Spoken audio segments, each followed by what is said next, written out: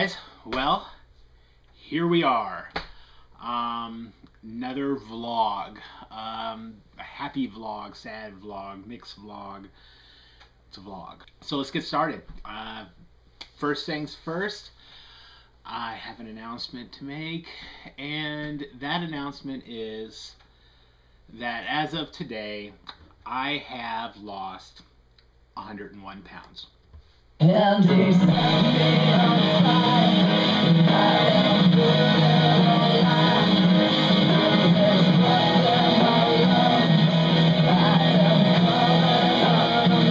Yes! Yes! When I stepped on that scale today and it said 369.2, I about crapped a 369 pound poo. Anyways, so it's great. It's great. I especially think it's great because my last workout was actually the day I made my last video. My daughter, the next night, my daughter got sick. Next day I woke up and I was sick. And I still kind of am sick. I'm getting better. I still have a cough. I finally found something that would knock my headache out last night, and so I took that, and I haven't had the headache since, so that's a good thing. So my wife was sick, my baby got sick, and it's just been rough. So I haven't made it back to the gym. In fact, I would probably say I don't make it back to the gym until Saturday at the earliest, just because my cough is so bad that it's like I don't want to be on the treadmill having a smoker's cough, like I don't smoke, I'm totally healthy. So I'm just gonna take it easy, chill, and everything. In other news, things I wanted to talk about. Thanks for the response so far on the really long, half-hour long video I made for Tuesday. Because of the sickness, I'm not 100% positive that I'll have my Tuesday video out, but I'll try. Just to let you know, I don't plan on doing a workout video, so I'm just not that kind of guy. So I'm going to show you what to do, but don't expect me to do 100 steps for you or anything like that. I haven't really talked about it, but yes, I do actually plan on pursuing being a personal trainer, and I think that I've even saw it lately of people, you watch these shows like Biggest Loser and all this kind of stuff, and people get frustrated with skinny minis that are telling them how to work out and they don't understand what they've been through. I think that a lot of that is just an excuse. I'm going to be honest with you. A lot of that's an excuse to not work out. But I think that if I could say, you know what, I've been bigger than you've been, and so shut your mouth and keep working out. Also, to be able to sympathize with them. I watched the new show Heavy, and my wife just kept staring at me because I was crying during it, because I was looking at this guy and I was realizing that some of his bad habits were bad habits I used to have, and mentalities changing, and the frustration of losing weight and everything, and it's just something that some people just don't understand. And so if I can put myself in their shoes, but then be able to help them, then it's good. I would eventually love to maybe even one day have my own gym or something. I don't know. Thing I want to talk about, I've had some major frustration the last couple of weeks. About 2-3 weeks ago or something like that, one of the popular YouTubers that has been successful in surgery, I think he's a couple years post-op, maybe even 3 or 4 years post-op, and he started making some more videos again and had suggested going to this particular weight loss surgery Facebook page. I joined it, and in the beginning it was great. I mean, there were people that were kind of saying, hey, I try this and I do this and that, and then people are like, oh yeah, I want to try it, and I'm like, hey, this is great, it's just more information. I love it. And there's some of you guys that are a part of it. Few of you, but there's a couple of you that are. I started paying attention to some of the posts and stuff, and the frustration started really building up in me, because what started coming through were there were a lot of people that very early post-op were already looking for ways to cheat and people were telling them how to cheat.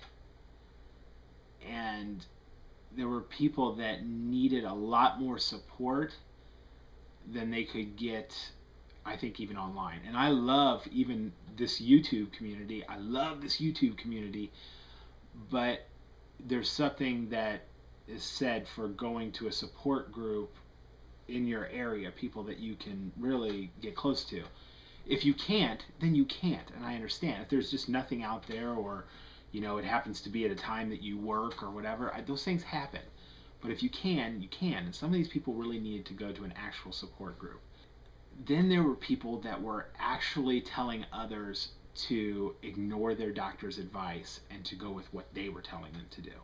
That is when I got just livid. Then I went on this morning and found out that there was somebody that was basically telling people, don't take the vitamins your doctors are telling you to take. They're totally wrong. Doctors don't know what they're talking about, and blah blah blah.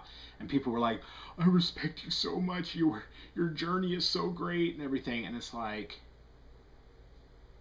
because like we that are post-op. Let's say I'm 2 years post-op. I've kept the weight off. I look great, and I'm just a stud. Not that I'm not already a stud. We all know I'm a stud. Right? I still don't have the credentials or the right to tell someone 300, 2,000, 20,000 miles away that their doctor is wrong when I don't know them. I don't know anything about them. I don't have the right. So here's a person who, yes, this person has lost weight.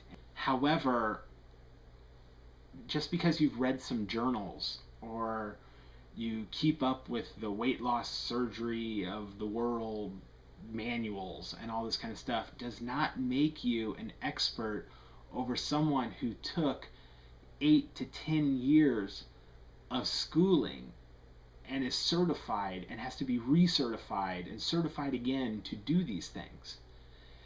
And you shouldn't do that. And when I challenged the person, they got very defensive and started just blotting off their credentials, which weren't credentials. It was things that they had read. And saying that, well, surgeons don't have to go to school, like they only have to take one school and class and all this kind of stuff about nutrition, and so therefore I do know more than them about nutrition. And they hadn't went to school for it. They had just read some books. And it was getting ridiculous. And I finally said, well, that's why most bariatric centers have a nutritionist on hand, because those people did go to 4+ years of school to do what they're doing. And not only that, but they have a specialty in bariatric nutrition. And so they're still more qualified than you. And so we should not be telling people to not listen to their doctors. Plus, some of her numbers were really out of sync. It was, this is how much calcium you need for a full day. So you need to be taking this much calcium, which was more than what you need during the day. However, the problem is that it's not taking into account that we're eating cheeses and milks and stuff like that through the day, and that we're maybe drinking a protein shake that's got some calcium in it, plus we're drinking it with milk, which has got calcium in it. There's other ways to make these calciums besides taking supplements. And so when someone's doctor says, well, this is all I need to take on calcium, you cannot say, well, that's wrong. And then it went into, well, they don't take enough blood tests. They don't do enough. They don't take enough vials of blood and all this kind of stuff. And you know what? I'm sorry that she's been wounded before, because it was obviously very quickly in her defense that she had been wounded. And I'm very sorry about that. But speaking out of your wounds and teaching other people to live out of your wounds doesn't mean that you're right. I respectfully said my goodbyes to the site and thanked everybody for their support and everything. It sucks. I just posted that I made my 100-pound goal and everything, and it's like an hour and a half later, I'm like, I'm leaving the site. So I did it I told people why I was leaving, and that's that. So anyways, it really stinks, and it's hard, I mean, if any of you guys have been a part of a support group, it's sometimes hard when you go to a support group and you've got somebody who's 6 years post-op, and they're telling you exactly what you need to do, but the problem is they don't know you. They don't know where you are. So they're saying, well, just try eating this protein bar, but you're only 3 weeks post-op, you're still in your purees. So it's like, you're not giving me good advice, which is good because my group, my bariatric nutritionist, oversees it. So she can kind of say, well, he's only 3 weeks out and all this kind of stuff. But we also have lap band patients that come to our support group too. It's not just gastric bypass. And so when somebody starts cramming it down their throat, you're not reaching your proteins and all this kind of stuff, it's like, stop saying you're not reaching your proteins, because that's not like, I don't have to worry about my proteins like the gastric bypassers do. And it's nice to have somebody there to kind of regulate it and kind of say, that person's actually a lap band patient, or that person this and that. So, and it just stinks. It's all in the light of someone closing down their YouTube account and Facebook pages and stuff like that here just a couple days ago, because they got upset. We got to stop with the defensiveness, guys. It's really like, I understand if we're hurting or if we've got pain or anything like that, you can feel free to share it, or talk to somebody about it, but don't blow up at other people and cuss other people out because of it. It's just not appropriate, and it really sucks because a lot of people with this YouTuber respected him so much, and I think that the way he kind of handled his last couple weeks on YouTube really sucked, and I think people lost respect for him, and that's just really unfortunate because he had a lot that he could teach people, and he had a lot of support that he could offer other people, but he left. If you're hurting, I understand, you got to take a break, whatever, I understand that. He left because people challenged him on his beliefs, and he just, whatever, and I'm gone. And made a video chewing everybody out, cussing everybody out that didn't agree with him, said he was basically smarter than everybody else because he had read all the statistics and all that kind of stuff, which his statistics were flawed, and then left. And that's just so, come on, man. Like, it's a bummer. But plus, he was one of my subscribers. It's real disappointing, and I hope that you guys stay true. And you guys have been so good, and I love it when, like, Becky, girl, I love you. Man, I've been really torn up about your whole job situation, and it really sucks. But you've handled it well, and I think that I'm proud of the way you've handled it. Um, you have your times where you get on camera and you cry it out with everybody, and allow people to encourage you, and I think that's great, and I think that that's a lesson learned. By the way, I'm talking about bamboo to you, for you, to you. Becky, I'm so sorry, I don't know your whole name. She's giving me a shout out, like, a quarter of my subscribers are from her anyway, so you guys know what I'm talking about. But it's like, that's the way you can do it. That's the way you can use your support. Hey guys, I'm struggling. This sucks, and everybody can lift you up. I'm having a fat day. I feel fat. And people can go, hey, but you look great. But you look great. Look at the way you look. Look at me. I shaved. I got rid of the stash and the goatee. So, I was having some fat days, and so I just got rid of it. Wanted to change, and I got rid of it, and there it goes. I did want to end with this. Kind of stressed out myself too.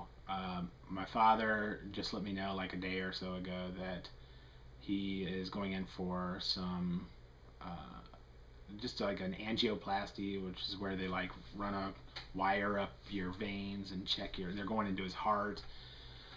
My dad is a sick puppy. Since I was 14 years old, I'm 33 now. Since I was 14 years old, every year is his last year he's going to live. He's sick, sick, sick. He takes more pills than I ever know what to do with. You think we take a lot of vitamins. This man takes more pills than anybody in the world takes vitamins. He's only got one kidney because he got kidney cancer when I was like 15 or 16, and they took one of his kidneys out. His kidneys don't function the greatest. A quarter of his heart is dead, and now they think the front part of his heart is dying. And so they're going in there to go check this out, but the problem is the dye they use to check everything or to run it or whatever may kill him or kill his kidney or something, and it's just like, and he just told me about this, and I don't have the opportunity to go and be with him. It's on Thursday. You guys will be getting this on the day of the procedure. So, anyways, just say a quick prayer for him. It's stressful. You know, he and I didn't have the greatest relationship until after my mom died about 8 years ago, and then he's like one of my closest confidants. I didn't know how serious it was. In fact, I didn't think it was serious until I found out that my sister flew in from Nevada to be here for it, and so I'm like, great, you know. So I'm a little stressed out about it, and yeah. So love you guys. Love you. I don't love you in like an intimate love type of way, like, you know, love. But I love you. You're cool. I'll see y'all later. And Tuesday, some kind of video will come out. So whether it's just I make a video cussing everybody out or whatever, I'll make a video. Bye bye.